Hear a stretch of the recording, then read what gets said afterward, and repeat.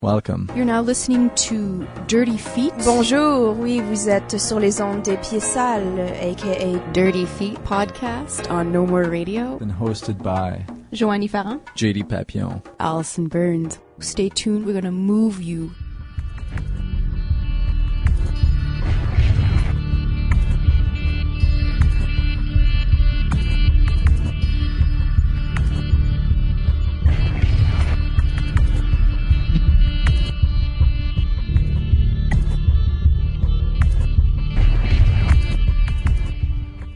Hello and welcome to this week's episode of Dirty Feet. The music that you're listening to this week is provided by Jean-Sébastien Côté, and it's an excerpt from the work Goodbye, choreographed by Mélanie Demers, which is playing this week at Usine C.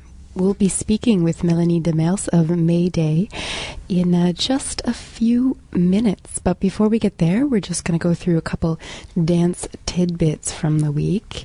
Again, our partners bloodyunderrated.net have some more information up on that site that we've provided, including my review of Les Gestes by choreographer Isabelle Van Grim with Van Grim Corps Secret, which is a show that I found a lot to say about, which diverged from a lot of what other people had to say about it.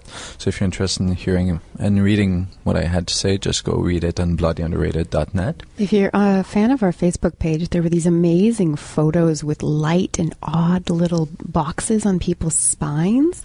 That's the show that JD's reviewed, so I'm looking forward to reading that. I also got to write something else this week for bloodyunderrated.net. I went to the Vue sur la Relève season reveal, let's say, where they revealed the programming for the season. The festival has dance, theater, and music. I concentrated, of course, on the dance portion of the festival, and there's quite a bit.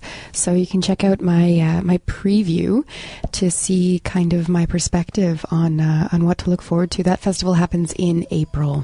I went to the Dance Dance season launch last Wednesday, and I was very excited about what I saw for the new program for 2013 and 2014, especially actually some of the pieces that will be presented before Christmas, namely new creations by Marie Chenard, Compagnie Marie Chenard, and by Rubber Band Dance Group. I'm a huge fan of Rubber Band Dance. If you've been listening to the show for a while, you probably know this already. Marie Chenard will be presenting two works, Henri Michaud, Mouvement, and Gymnopédie. And I'm very excited to see what those two will look like. Also from more of an international perspective too, there will be Cloudgate Dance Theater of Taiwan, which seems to have some beautiful visuals. I've never seen any of their work, but it seems very interesting. And also the Dietrich Group from Toronto, which seems to have an interesting approach to group choreography. So I'm very excited to see the new Dance Dance season for 2013-2014. Now let's talk about the future. We're doing a ticket giveaway on Facebook. Actually, we're going a little bbit off the beaten track for us. It's actually for a play, but the tie-in is that it's a Bikram yoga-inspired play. It's called Love and Light by Lee Fitzjames, and she's an international artist. I believe she's from Australia, but she's done a lot of work in the States and whatnot. She's an actress and a writer, and she created this play. And she's going to be presenting it at Mainline Theatre in Montreal on Friday, March 22nd at 8 p.m. And we have 2 tickets to offer to our listeners. All you have to do is on Facebook, you have to give us a type of yoga, and then we'll put you into a draw. This can be an actual type of yoga or a type of yoga that you wish existed. Does yoga count as yoga? Totally. Really what it comes down to is throw your name in the hat and we'll draw a winner.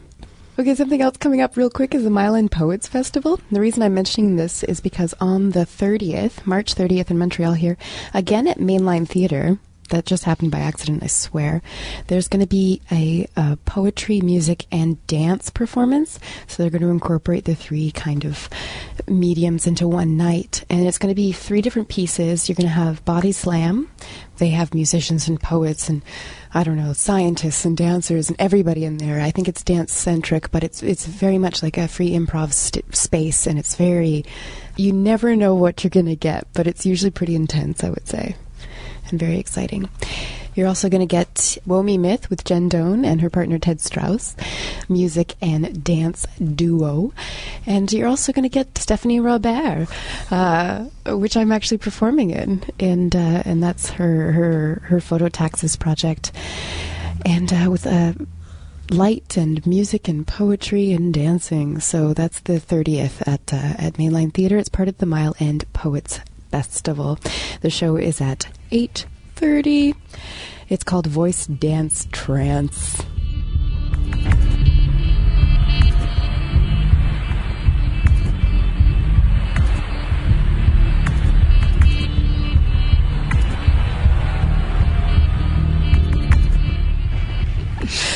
Look good, sound smart. These are the wise words of Mélanie Demers, who is joining us in studio today. She's the artistic director, founder, and choreographer of Mayday Dance. She studied dance in literature and theater in Quebec City, but returned back to her home base here in Montreal, and continued her training as a dancer at the wonderful l'ADMI, now currently the L'École de Danse Contemporaine. L'École de Danse Contemporaine de Montréal. Oui, exactement. The previous l'ADMI. She's danced for choreographers such as Daniel Desnoyers, Roger Sinha, Paula de Vasconcelos de Pigeon International, and Jeanette Lorrain with O Vertigo over the years. She founded her company Mayday in 2007 and has a repertoire of 15 works, which she has taken to Europe, America, Africa, and Asia. We're talking to her now because she's bringing back one of her pieces, Goodbye, to Usine Say this week. And we're all very excited to see this work. It's a new one for us. We missed it the first time round, but we are familiar with your past work, Mélanie, and thank you so much for joining us in studio today. Thank you for inviting me.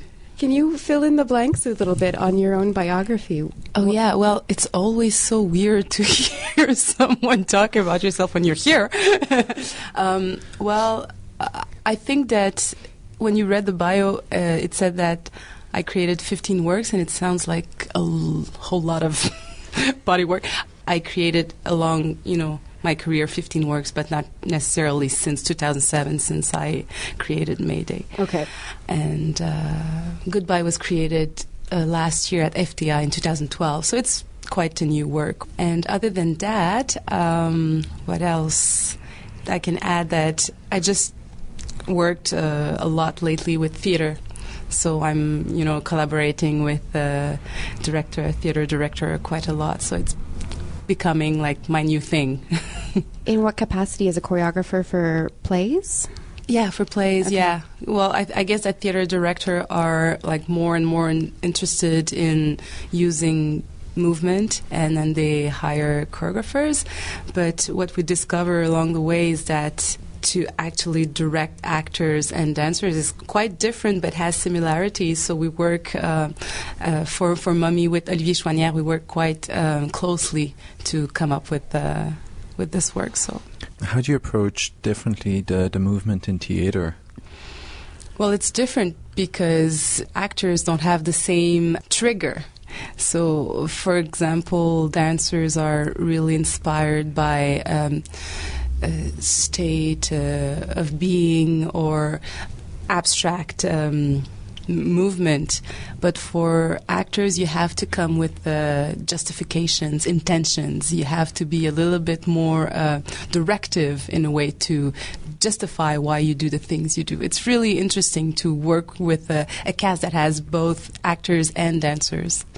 And in the case of Mommy, which just finished its run, if I'm not mistaken, how did that come about? Was it the first time in a while that you'd done, strictly worked on a theater project? Or I had worked with Catherine Vidal for Robin Marion at Théâtre d'Aujourd'hui last year. So it's, it's every year I have one or two projects with a play. So it's for Mamie it came really quickly. Olivier needed a few choreographies here and there, and then we ended up working much more on the movement that we expected at first. Because it takes time to work with movement, and it's also what we discover. It's not, sometimes they hire you for, 5 or 6 rehearsals, and then you discover that you have to double or triple the hours that you wanted to put in the work, because movement, as we all know, is quite complex. It takes another kind of intelligence to master movement. I mean, do you ever find it frustrating working with actors because of those triggers that you were mentioning, because the language is probably very different sometimes?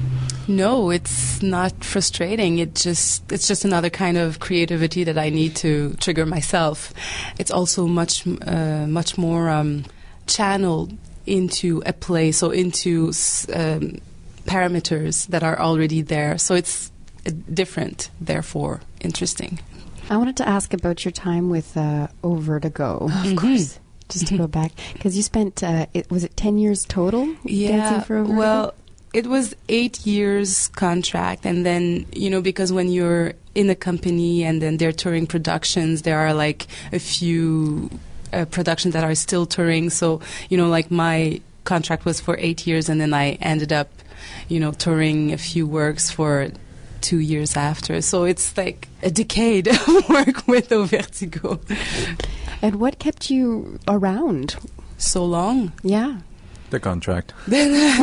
Well, at first I was a very, very young dancer when I got the job. So it took me a while just to understand what is the job of being a dancer in a company, and also being surrounded by amazing dancers. I mean, like dancers that you would never think that you could even touch. And then here you are actually collaborating and learning from them. So like the first 3-4 years, I was just like in awe in front of those people. And also it feels like it takes a long time to understand the vocabulary, the world, the universe, the preoccupation of a choreographer. And I also feel that I came in Au Vertigo in a time where Ginette was changing her way of working and her work. So, like I was there to accompany her in this change. It feels to me that, like for 2-3 years she was actually looking for new ways of working, and this was really exciting too. It led to interesting works or less interesting works, but the process was very important, it felt. And then after 8 years, then you feel like, you've given everything that could be given to the company, and then you feel like it's the end of your journey with this artist. And I left. Did you have any choreographic desires or desires to choreograph while you were at Au Vertigo? Yeah, actually, if I'm being very honest, I think that I was a little, I was always very passionate about being a dancer, but a little insecure and I wasn't sure if I was ever going to have a job or anything. So really my first impulse when I left school was to create a piece.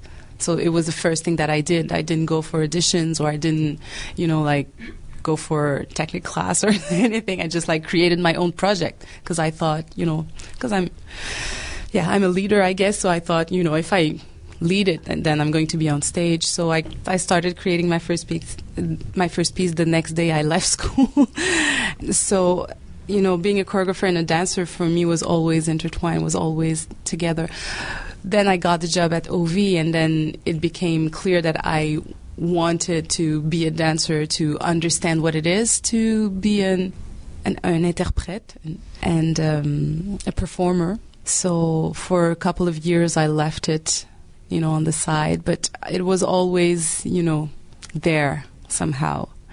And I created project even when I was with the company. So it feels like now that I have quite a big experience as a dancer and a performer, I know what I'm asking to my dancers and performers now. Because sometimes it feels like choreographers forget how hard it is to be a performer. And, I feel like at least I know, or I knew. I like that OV. OV, yeah. I'm actually wondering also, did at any point while you were at OV, did you ever wonder or worry about how your signature, quote unquote, was going to be tainted by the choreographer's own movement and her choreographic approach? See, that's funny because I had an opposing question where I was going to say...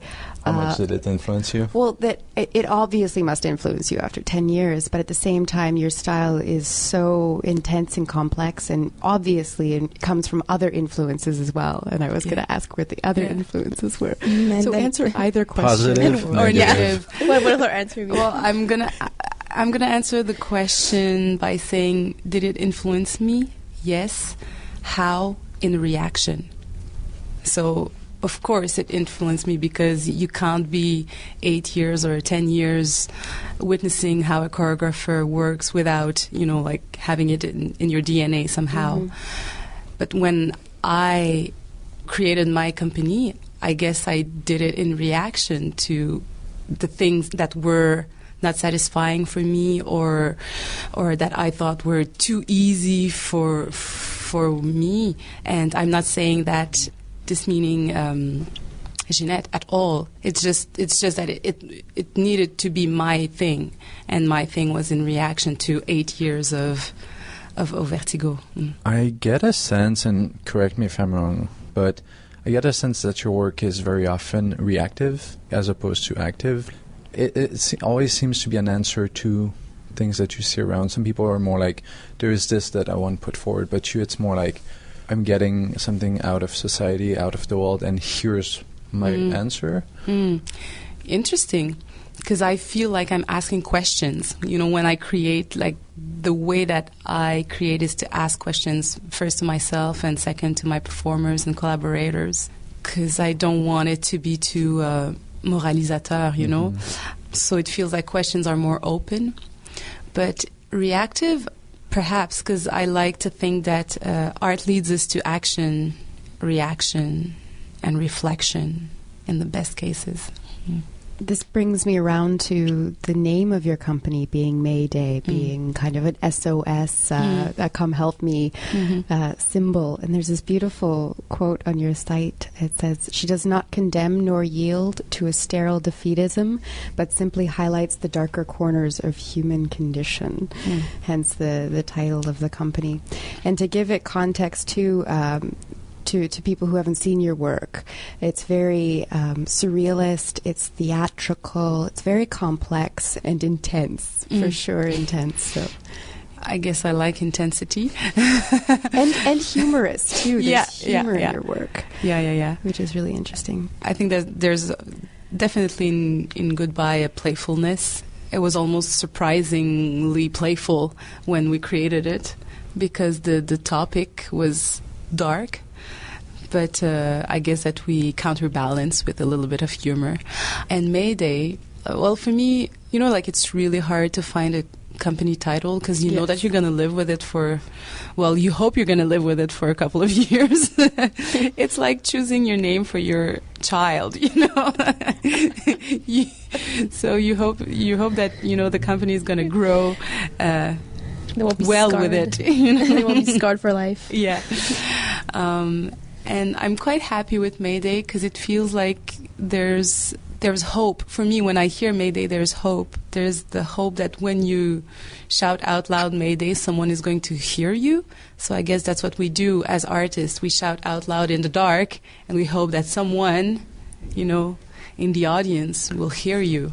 I feel like I do art because it's a way of not feeling alone, relating to other people, to realize that you're not alone, to feel the things you feel or to think the things you think. So, yeah. And how do you approach the distress component of the name? Well, I guess when I founded the company, I was traveling a lot, or I had been traveling a lot, and I had been witnessing a lot of distressing conditions, and it was obvious to me that I needed to talk about it, or at least acknowledge it, so that we live in a world that is not easy, and paradoxically it's easy for us to forget because we are privileged. But when we travel and live in other conditions, well, I guess that I just wanted to remember. It was like, for me, a reminder for myself that life is hard and beautiful. Could you tell us a bit more about your travels? Because you go to Haiti pretty often, like pretty much every year, if I'm not mistaken. And you've been to Africa also to work. Could you what could you tell us actually about those travels? Like, I guess at some point it was important for me to go to Haiti just to go to my own roots, and went to Africa for various reasons, personal reasons, and just because I was fascinated by the continent. And then same thing for South America. I was fascinated by South just because it's so different, and then there is sun. And I met all those artists who live and work in conditions that are so extreme, and they use art, either dance or theater or literature, really as a way to make things move in their society. So I heard a lot of artists say things like, I don't have the privilege or the luxury to make a work that is just about movement in space, because there is so much to tell, there is so much to say, that I don't have this luxury.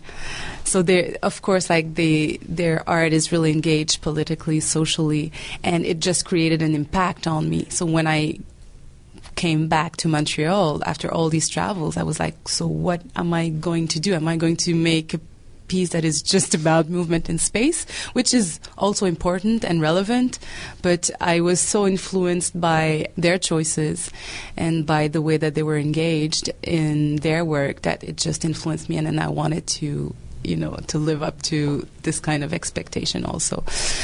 Yeah, so I guess that's how I was influenced. Like when we were talking about influences, Jeanette influenced me for sure, but those travels did influence me quite a lot, because I always have this story of a young dancer who was 15 at the time, and then for him it was really clear that the money that he had to pay for his travel from home to the dance school was the money that he had to eat also. So it was like really clear that if he takes this money to take a bus, he was not going to eat. And it was like such a intense thing for me to witness, that people actually have to make this choice in some countries to make art. It just humbled me quite a lot. Do you ever feel, I don't know, this is a very North American or maybe Occidental perspective of the artist thinking, I don't have any great cause left anymore, kind of those first world problems where, it's hard for us because we don't have anything big to talk about. Yeah. Do you ever get into that mode of thinking, or do you feel that no, even if you're in first world, quote unquote, again, that doesn't limit any of the subjects you can talk about? No, I don't. No, because I think that Westerners, if we don't have great cause to defend because we're not victims, we are quite guilty of many different things that we have to talk about. First thing would be to be egotistical, to be self-centered, to not look at the world outside from our own perspective. The first piece I created in 2006 with Mayday was Les Angles Morts, which was the topic, how can I live in the world knowing the things I know and seeing the things I see without doing anything. It was 2006. It was the Iraq War. There was a lot going on. Bush was in power. Oh my God, we forget now about it. Now we've got Harper in power. Now we have Harper in power. So there's a lot of things to talk about. At the same time, sometimes I feel is dance the best medium to talk about these things? I'm not sure. Sometimes I try, sometimes I fail. I don't know. I know that write about it is perhaps more efficient than to try to, express it in your body somehow. But I don't feel like I'm out of interesting topics as a Westerner. I find it interesting that you say that dance might not be the way to talk about it, but one of your strong philosophies, if I'm not mistaken, is that performing on stage is a fundamentally political act. So in a way, I feel that you do reconcile the two. Yeah, in that sense. Yeah, I say that often. I feel like, choosing to be an artist, to go on stage, and then to actually reenact the ritual of, sweating your own life in front of people is a political act. Then there's the other aspect, like, would I be able in my dance to talk about Harper policies? This is another thing, and that's where I think I'm not sure if dance is the best medium to talk about it. But for sure, I feel like our bodies are political, and I feel like in just the way that I choose my collaborators, dancers, people, artists around me, it is a political act. I'd like to take us back to what was her name, the Sun News reporter. Oh yeah, with the whole Margie Gillis interview thing. Yeah. Basically, there was this interview done on the Sun News network, where the interviewer, who was discussing with Margie Gillis, came at it from a very condescending. I'm posing judgment there, but no. And she was very much drilling Mrs. Gillis about how the government kept giving her money, grant money, which made her live, but didn't really bring anything to the society at large. According to her. Yeah, according to her again. And this is something that I feel is, in a way, she sounded like the mouthpiece of the Harper government. So kind of like what you're saying, that getting on stage is a political statement because it is so undervalued by usually conservative governments. Grant money is not easy to get now. It's become worse with the Harper government. And I do feel that in a way, just the act of getting on stage and of expressing something that might not be exactly what the government might want to be saying is in a way like what North Americans can do to just rise up against that without necessarily having to discuss their ideas in a clear cut way as writing. Well, for sure. I think that art is a way to make us more human, to make us better human beings. So if we cut it out because we don't need it, then, I want to see what kind of society we're going to live in. Because even in countries that I visited where art is not supported at all, it's really strong. It's everywhere. It's everywhere. You cannot escape art. Oh my God, this sounds like you cannot escape art. This is very much Big Brother, like a positive version of Big Brother where art is your savior. Kind of thing.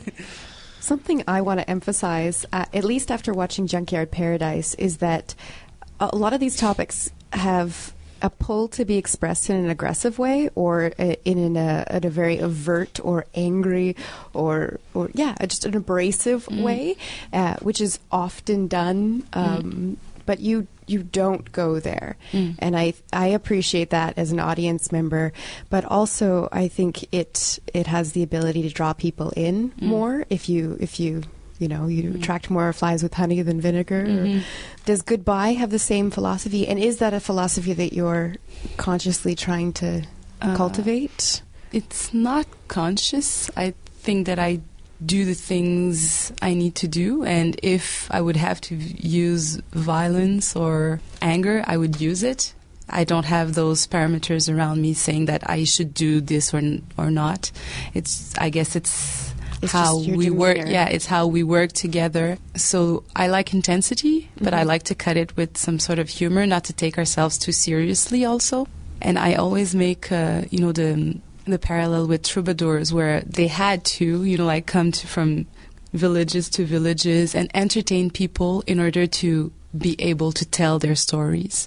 So we have to, as artists, I think that we have to be able to work on those two levels. I have to entertain people so that they can, be open to my saying or to my doings. So if I'm just trying to fill the audience with information, it won't be interesting. Or same thing if I feel that I just want to entertain them without having no substance, it won't be interesting. So for me, the best recipe, it's not a recipe, but the best way of doing things is to actually go and travel from between these two extremes. I feel that in your work, in the works of yours that I've seen anyway so far, there is often a questioning of traditional notions of beauty, of what's beautiful to see on stage. I mean, like the scene with Jacques Poulain-Denis in Junkyard Paradise, where he's throwing those tomatoes and himself smashing them against his body and leaving these red marks all over. There is something very grotesque there, but at the same time, it's one of the most powerful moments of the work.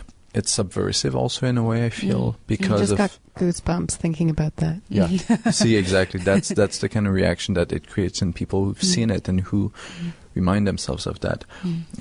Like, do you feel that this is an active choice to question traditional notions of beauty in art and on what's on stage? Yeah, I guess it's because we work in a world that aesthetic is so important, especially dance, because our bodies are formatted in a way. And for myself, I felt I was always like outside of this gang because my body was different. I'm a black woman trying to make ballet. It's always a little uncomfortable. So I guess that this idea of challenging beauty comes from that. And in terms of also the cast, like I like to present a cast that has like different cultures, languages, roots. And this is also a way of challenging, the formatted bodies of dance. In the work, I never know what is beautiful and what is tacky and what is funny. Like I look at my work and sometimes I discover it with the audience, if it's funny or if it's touching. And for Goodbye, for example, we had like a lot of different scenes where we thought it was touching and then people laughed at it. So after the premiere, we were like, okay, so we didn't know that it was funny. So we don't necessarily have a critical view on the work. We just create the things we create and then it's received the way it's received. And then that's why it's so interesting to go on tour, because people have different views, different cultures, and different ways of receiving the work. So what can be really funny here can be really provoking in another, for another audience. For Goodbye, which you're premiering on Wednesday night until Friday night, if I'm not mistaken, it's a remounting of the work. You've presented it at DFTA and you've presented it during Parcours Danse. Yeah. So it's a work that you've revisited twice already. How has it evolved since? Oh, it's so interesting to have the opportunity to work again on a piece, because when you create it, at first you're such in a urgency, just like to get it out. It's like, it's really like, giving birth. I don't know, like I never gave birth, but it feels like it's it's the same. Is it as painful though? I don't know, like I don't want to compare it to, like, because my admiration goes to all mothers who went through that, but it feels like it's giving birth. It's really painful, it's hard, and it's uncomfortable. It's really uncomfortable. But it's beautiful. It's really beautiful. And when it's out, it's outside of you, so you have a better perspective on it. So when you go back to it, you can actually feel when things are not right. So there are like a few scenes that... Poor baby being judged as it's born. Yeah, so you're not right. Let me change your arm. No. No, but there are a few scenes that are just not, just not on it. And so it's easier to recognize those moments, because when you're actually, creating it, you don't know, like everything feels uncomfortable. So you don't know, what is right and what is wrong. And then now that we have a better perspective, a distance, it's easier to focus and then say, we're going to change this scene. And then, it's almost like a relief. Why didn't we see that? Sometimes it's just like small details, like really subtleties, nothing, but it makes a difference. And in the case of Goodbye, we changed quite a few things, and it feels like the end is a new piece. Towards the end, there's a new scene, and it feels like better, I hope. So I look forward to showing it to people who saw it the first time and then can appreciate it the second time. Actually, that new scene that you're mentioning right now, I find it interesting because from what I've read, having not seen Goodbye yet, it seems to be a very cyclical work. It's about saying goodbye, saying hello. Mm-hmm. Was this intentional in sort of keeping that cycle going and adding some new material? It just feels like Goodbye was created in this cycle idea. And I like to think that, like every cycle makes you see the piece in a different way. Therefore, the structure is really, can be a little constrictive. And when you make a change in one of the cycle, it means that you have to make small changes in every other cycle. So it's almost like a domino effect. So whenever I wanted to make a change, it felt like it was going to be so big that I was like almost like discouraged. Oh, I can't change that because I'm going to have to change like this and, like all the other cycles. But I took it the other way around and then I changed the end. And then it felt like things felt better. In a way, it's hard to talk about it in concrete words, but the structure of the piece almost is in reaction to the topic. This idea that saying goodbye is hard, that reinventing yourself after a separation or a death or a mourning is difficult, but we have to. So this idea that things are always, turning around and changing and evolving is actually the structure of the piece. In terms of the aesthetic content of the work, would you say that it's similar to what I have to anchor myself to being Junkyard Paradise or previous works of yours? It's really different. It's much more épuré. Minimalist, to some extent. Where Junkyard had a lot of costumes and props and, it was full and it was going in all directions. Goodbye has something that is more minimalistic, and the aesthetic is more simple, and I have to use the word beautiful. There's something beautiful about it. The floor is just stunning in my it's that sort of checkers kind of floor, right? Black and white checker, and Alexandre Pilonguet, who's working on the light, just made it amazing.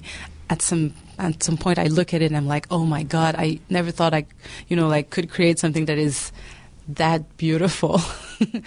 And in a way it's not just beautiful because it's beautiful, it just responds to the piece because it creates this kind of checkboard where we are playing our lives.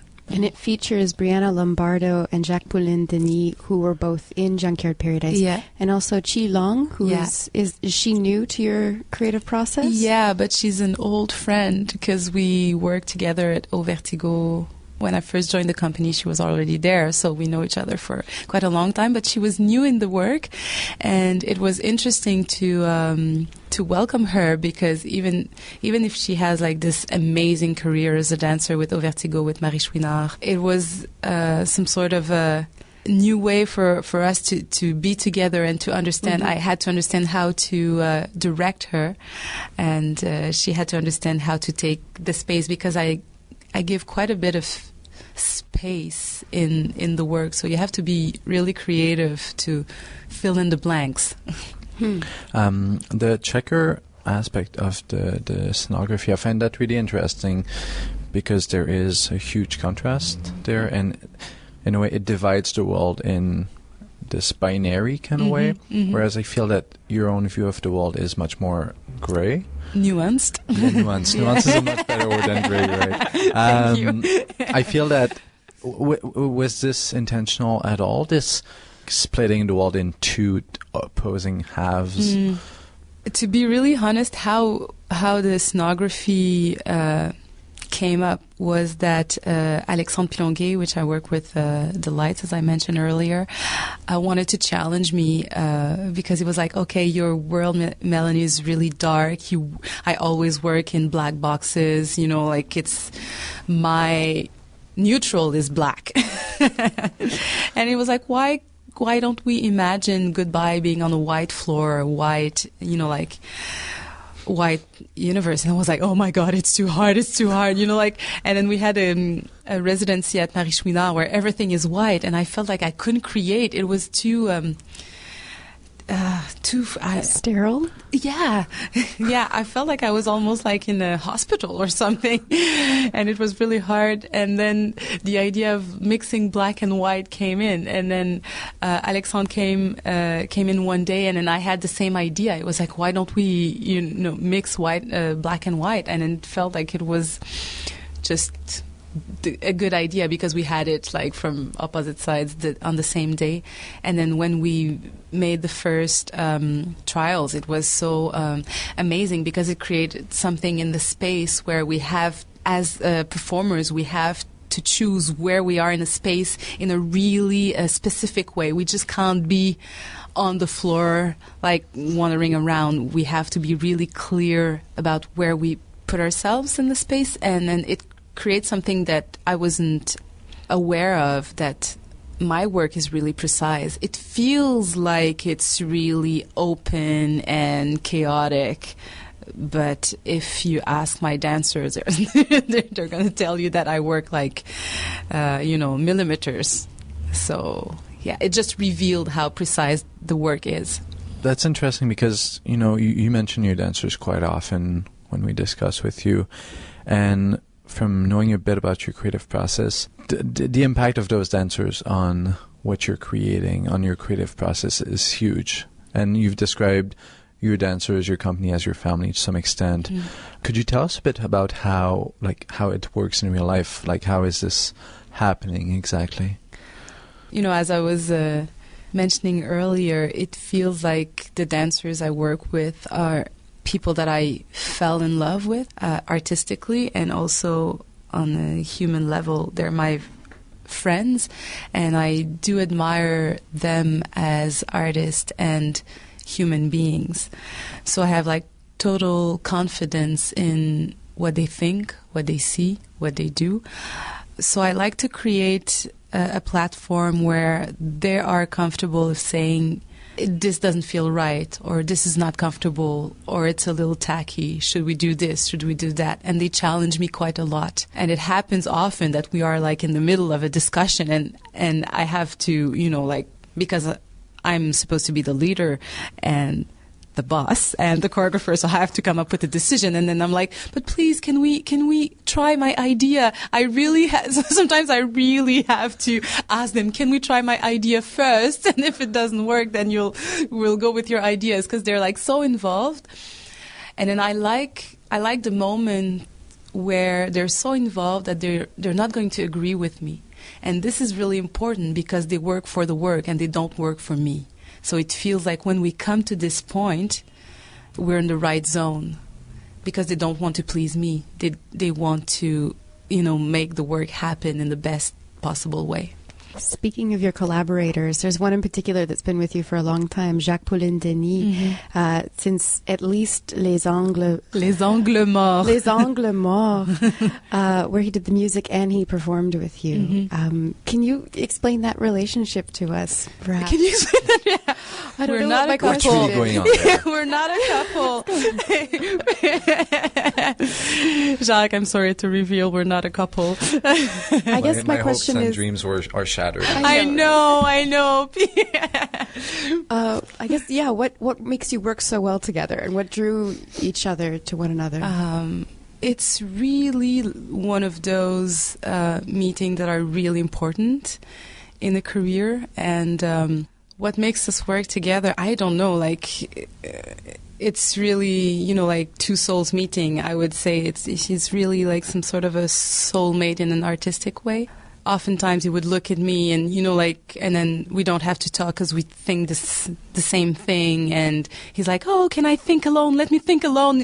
It's as if you're in my head all the time, or I'm in your head all the time. We have like this complicité where things are really easy. And how I met Jacques is really interesting, because I was working for Eshindo, which was a collective, dance collective at a time, and then they wanted to have different performers, and then we were looking for male performers, and I don't know, like we hadn't found like the right person, and then one of the girl told me, well, I know this guy, Jacques, who's just coming back from the States, from San Francisco, and he's a great guy. He's interesting performer and a composer. You might want to work with him. And I was like, yeah, sure. And she says, but the only thing is that he doesn't have a right foot. I was like, what do you mean he doesn't have a right foot? And she explained the story that Jacques had lost his foot, but has like, studied to be a dancer anyway. So I was like, okay, so he's hired. And I hadn't met him. And I just by the story, I wanted to meet this person who had such an interesting and amazing destiny. So first time I saw him was in the studio, and then we started to create, and, we were meant for each other in a way. Fantastic. He's magnetic on stage. I know. He's good. And he's also really interesting to have in process, because he's really, really quick, really intelligent, and generous. Do you ever feel that as your career develops, as you become more and more known, as you perform your work around the world, do you feel that this process of having people who are always willing to stand up to you in a way keeps your ego in check, so that you manage to focus on the work and not on, this is my career that I'm developing? Ego in check is really interesting. I think that as I grow, I feel that I'm more and more fragile. I don't feel that I'm more and more confident and in control. It feels like things are harder as I grow. So for my ego, I don't... Don't worry about that. Right? I don't worry about it too much. The idea that I will find new collaborators who will be able to stand in front of me... Make their visions known. Yeah, I don't know. I hope so. And that's why I think it's important that I also keep the family really tight, but open it to new collaborators and people. But it's interesting that the ego of the creator is, like for me, is more fragile than ever.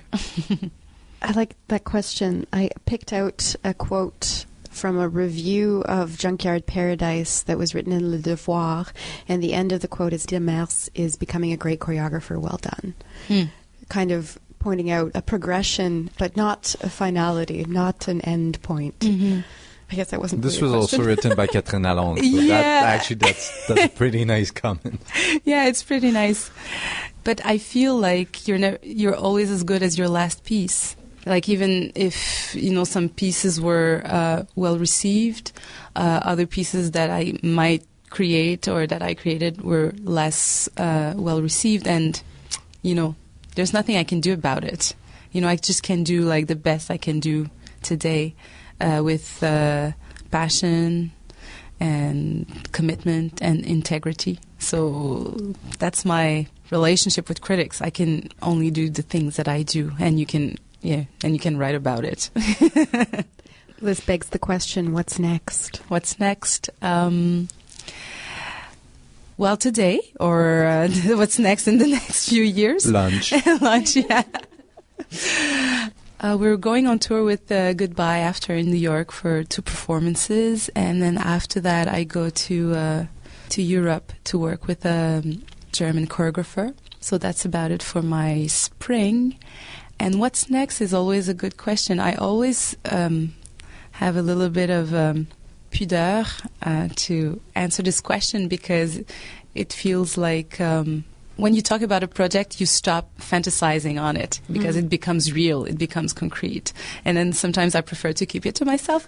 But I will definitely work at UNC next year on some sort of a happening performance, something.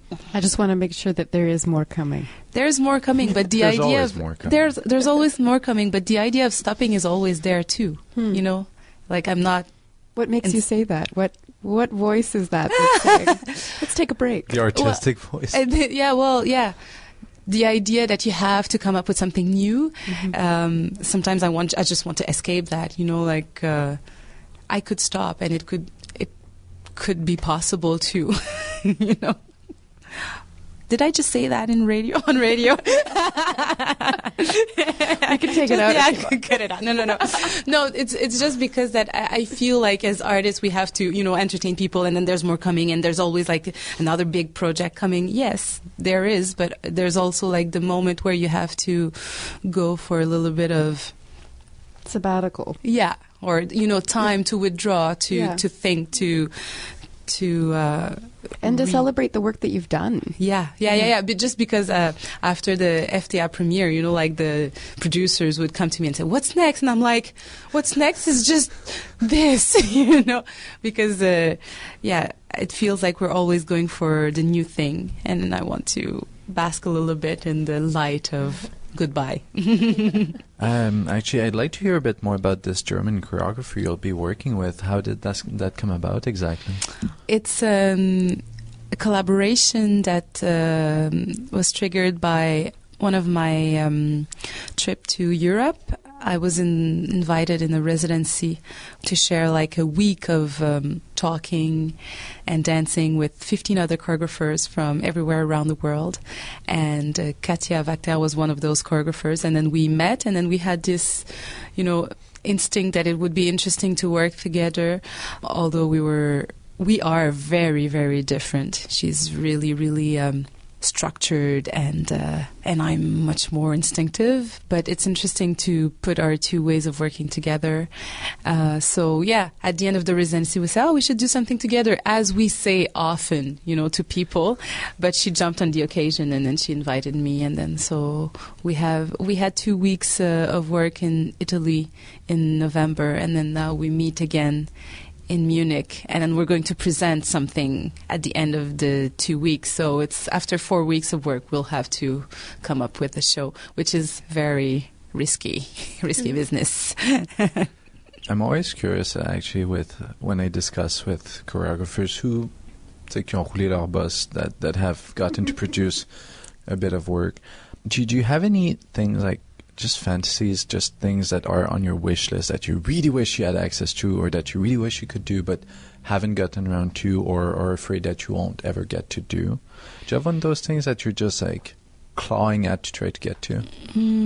I have this idea that I really would like to work with a lot of people, but when I say a lot of people, it's not 20 people, it's like a few hundreds. Yeah.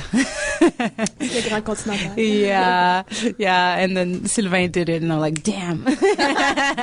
And I also have like fantasies of working with, like specific artists, like that I really, really admire. I love Romeo Castellucci. I love the company Forced Entertainment. So there are like people that I would like to meet at some point in my career. But I'm not afraid that it won't happen. If it happens, it will. Trying to be wise here. So you have original music that's been composed by Jean-Sébastien Côté. Yeah. Could you tell us a bit about the music? We'll be hearing a short section of it soon. Jean-Sébastien worked with us from afar, because I was used to work with Jacques Poulain-Denis as the composer, and he was like obviously in rehearsals all the time. And then when we started the process of Goodbye, I asked Jacques, are you willing to create the music, or should I ask someone else? Because it's quite a bit of work to have like double task. And he was like, I think I really would like to be, a dancer. So Jean-Sébastien is a friend, and he worked with Wajdi Mouawad. He worked with Robert Lepage. So he agreed doing the music, creating the music. But he was far, so it was a different process for me. Like I would send him, like music that I was using in rehearsal, and then he would almost like recreate the ambiance. And one of our main inspiration was David Lynch, not only in the visual aspect but in the musical aspect also, something that is like heavy guitars. So we have this kind of riff with Jean-Sébastien's music. Are you aware of Dorian Neskin-Oder work? No, I don't. I know her, but I know of her, but one I don't. Of the piece she presented at Tangente, when was it? Was last year, I think, or the year before, which was called Everything Was Beautiful and Nothing Hurts. It's a beautiful title. It's a gorgeous title. I don't remember what it's taken from. It's taken from a book or a poem. I don't remember. It's a gorgeous title. I agree with you. And one of her main inspirations was David Lynch. And it's a very interesting work. If she presents it again soon, I'll go. Like a little shout out to Dorian Nascimento. David Lynch, though, as a creator, is someone who has developed such a powerful signature. I feel that there is something really inspiring about that, because you do have this consistency in what he creates and in like his approach. Do you feel that it's something that, in a way, you've been exploring for yourself, like finding that sort of visual and like thematic signature? What I like about David Lynch is that he has like his internal logic. And then when you get drawn into a work, not everything is explainable, but everything makes sense in a way, because he's catching the big fish. You know, like he's really like diving really deeply into our unconsciousness and has a really, I guess, personal approach. And also, I do admire that he works in Hollywood, one of the most formatted milieu in the world, and he's able to do this kind of work. So he must be like a very special soul. He must be persuasive. Yeah. To be able to, create this world inside of Hollywood. I feel that what you were saying about establishing its own logic in the work is something that applies especially to choreographers, because it's not something that is as linear as some other forms of work. It's not as narrative either.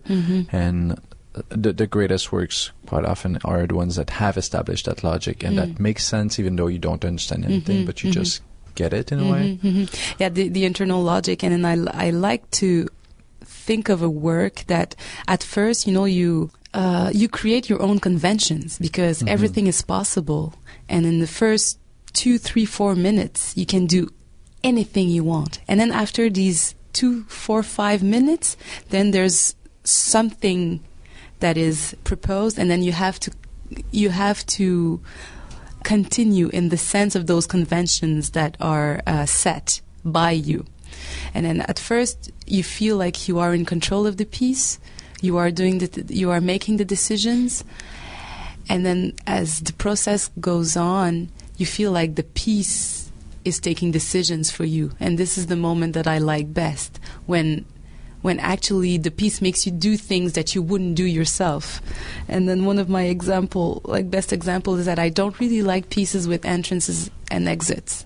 It's like not my favorite thing in a dance work. But for Goodbye, for some reasons, we had to make entrances and exits. There were moments where we had to have like only one performer on stage, and I was like, how am I going to do that? I actually had to do something that the work wanted me to do, but I didn't want to.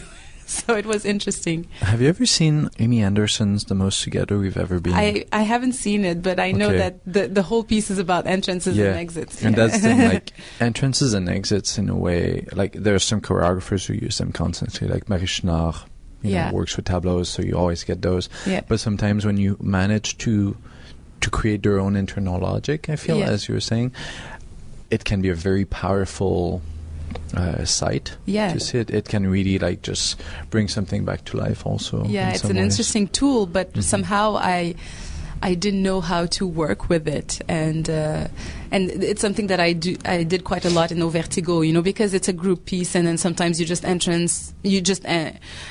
exit, and then you don't really justify it. It's just like how it goes, and then for Goodbye, I was like, but why would you leave the space? I had to have like my justifications and answers, and why would you enter at this point? So we had to create a work where it was possible to enter and exit, and it was interesting because it was something new, something that I had never done. Oh my goodness, Mélanie Demers, it's been so amazing speaking with you today. Thank you. We are totally out of time. But you should catch Goodbye this March, the 20th, 21st, and 22nd at 8 p.m. at Usine C here in Montreal. Yes. And keep an ear out. You also have maydaydance.ca, the company website, where you have all your past works, description of them up there, and I'm assuming dates for upcoming projects as well. Hopefully. Great. So keep an eye and ear out for Mélanie Demers, everybody. Sure. Thank you very much. Thank you.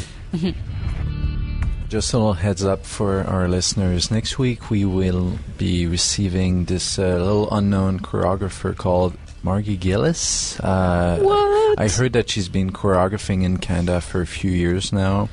So, of course, we're really psyched to give her her big break. And also with us will be Luc Fleury for Bijico, which is the Biennale de Gigue Contemporaine. This is kind of where we've arrived in the piece. Our research has led us to this kind of hypothesis about life and love and death and all that. So if there's something that you want to add, maybe...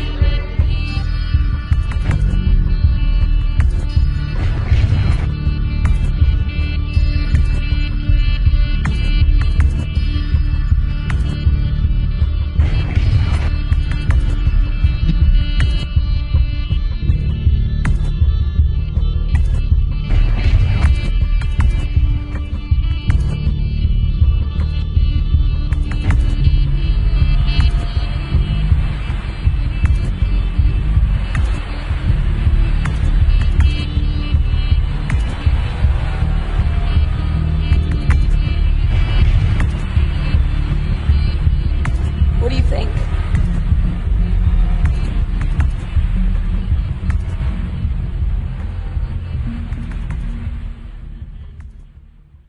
Dirty Feet is recorded every week at the Montreal Improv Theatre. Check them out at montrealimprov.com.